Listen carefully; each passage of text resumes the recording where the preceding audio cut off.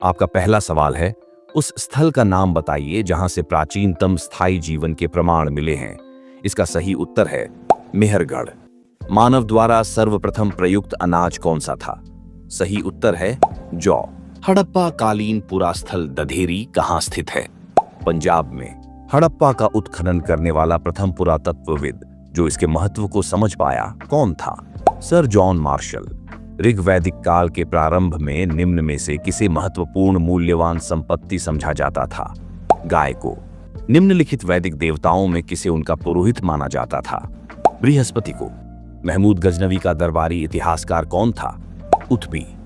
मूर देश का यात्री इब्न बतूता किसके शासनकाल में भारत आया? मोहम्मद बिन तुगलक के शासनकाल में। प्रसिद्ध कवि अमीर खुसरो किस सूफी संत के अनुगामी थे?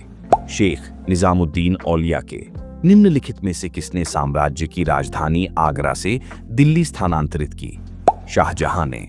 निम्नलिखित में से कौन सा स्थान गढ़करी विद्रोह का केंद्र था?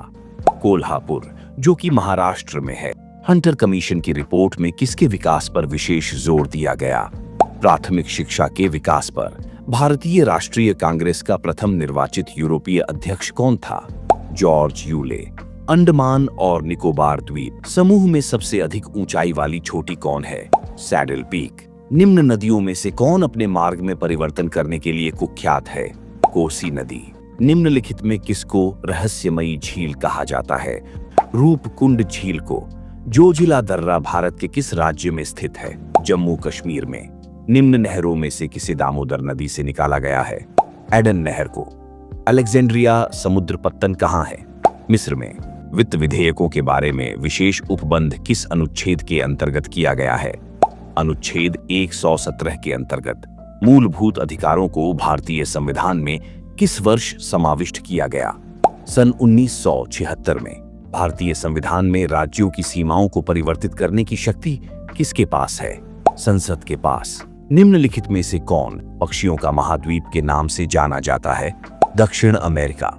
सुश्री भाग्यश्री थिप्से का नाम किस खेल से जुड़ा है? शतरंज से। राष्ट्रीय पत्रकारिता दिवस कब मनाया जाता है? 16 नवंबर को। 2 बार माउंट एवरेस्ट पर विजय प्राप्त करने वाली महिला पर्वतारोही कौन है? संतोष यादव।